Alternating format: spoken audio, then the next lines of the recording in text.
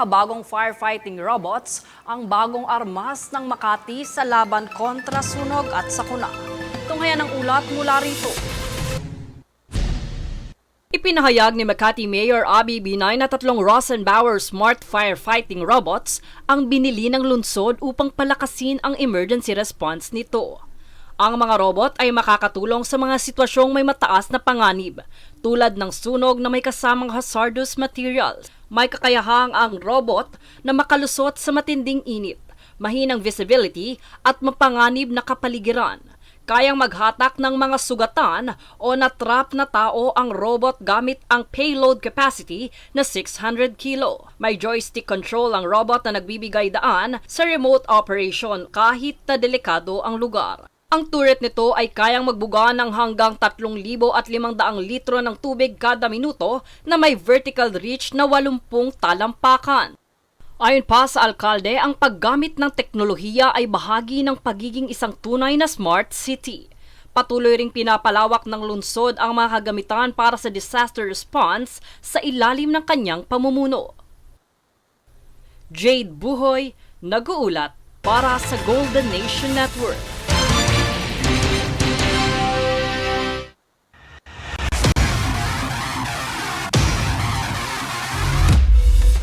Muli na namang napatunayan ng Philippine sports giants na sila Olympic double gold medalist Carlos Yulo at Olympian Obiena ang kanilang expertise sa pole vault at gymnastics sa Asian Championships 2025. Ito ay matapos makamit ni Yulo ang isang gintong medalya sa pet event floor exercise at 3 bronze medal mula sa individual all-around, vault finals at parallel bars finals ng Asian Gymnastics. Matagumpay ring na ipagtanggol ni Obiena ang kanyang titulo sa 2025 Asian Athletics Championship matapos maklear ang 5.77 meters sa kanyang unang attempt sa jump-off ng men's pole vault competition.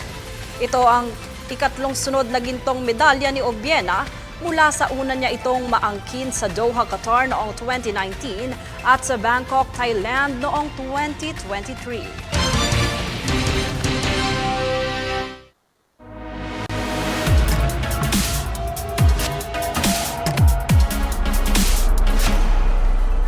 Get ready, Philo-Ones, muling magbabalik bansa ang Twice para sa kanilang ika-6 na World Tour na This Is For na gaganapin sa Philippine Arena sa Bulacan ngayong October 4. Sa kasalukuyan, wala pang detalye na inanunsyo para sa tickets at ibang detalye ng concert. Samantala, nakatakdang i-release ang 9-member girl group ang kanilang full-length album na This Is For sa July 11 bago pa mag-umpisa ang World Tour sa Incheon.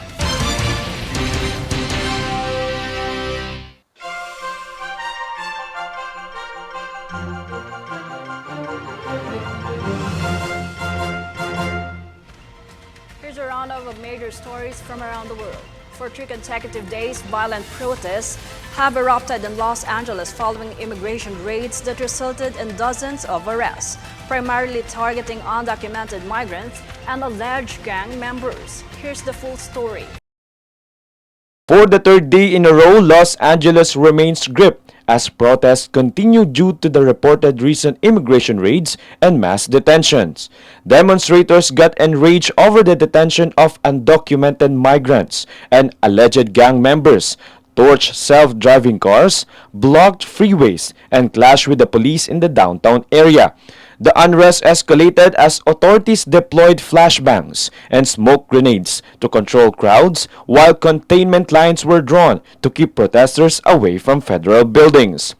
President Donald Trump deployed National Guard troops to California, and the decision drew sharp criticism without the governor's consent. Governor Gavin Newsom called it a serious breach of state sovereignty, accusing Trump of tensions for political purposes. This marked the first such federal move since 1965, and many local officials, including former Vice President Kamala Harris, labeled it as a provocative and dangerous escalation. While Republicans defended the deployment as necessary for restoring order, many demonstrators viewed the military presence as an intimidation tactic aimed at silencing dissent. residents expressed concern over the treatment of migrant communities and their right to protest. Though immigration crackdowns have sparked protests in other cities, the scale and intensity of the Los Angeles unrest represent the strongest backlash yet against Trump's immigration policies. Francis Riudique reporting for Golden Nation Network.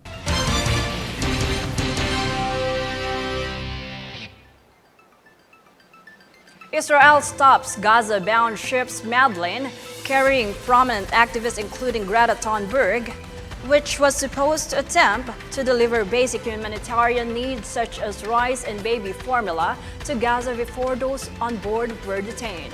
Here's the full story. Israel has intercepted the humanitarian aid ship named Madeleine, heading for Gaza, carrying pro-Palestinian and prominent activists such as Swedish climate activist Greta Thunberg, Game of Thrones actor Liam Cunningham, and French member of the European Parliament Rima Hassan, among others. Defense Minister Israel Katz have forewarned the crew to turn back as Israel would not allow anyone to break its naval blockade of the Palestinian territory, aiming to prevent the transfer of weapons to Hamas.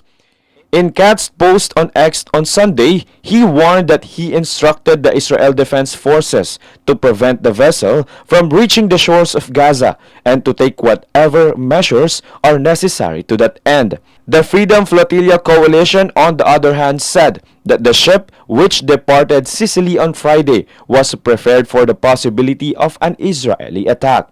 They asserted that the ministry's statement is unlawful use of force against civilians and the blockade is illegal. The Madeleine is said to be carrying a quantity of basic aid, including rice and baby formula. Israel has already detained those on board and is taking them to Israel. Francis Riudique reporting for Golden Nation Network.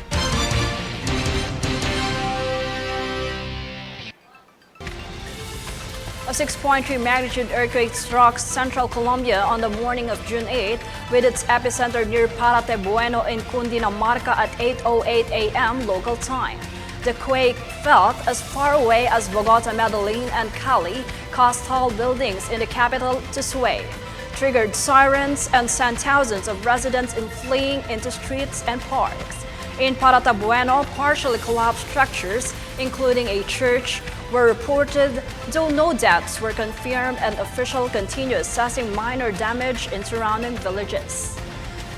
Authorities are monitoring several aftershocks with disaster response teams deployed and remind residents that central Colombia lies within a high seismic activity zone along the Pacific Ring of Fire.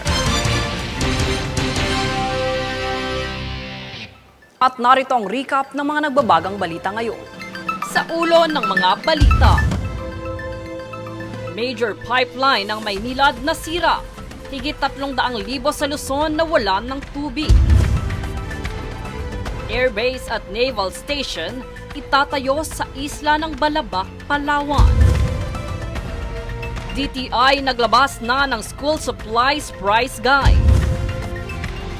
DepEd tiniyak na mananagot ang mga nakinabang sa Ghost Scholars.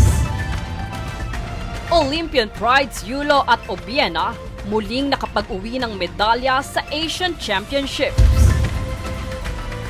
K-pop girl group Twice balik-Pilipinas para sa kanilang This Is 4 World Tour sa October.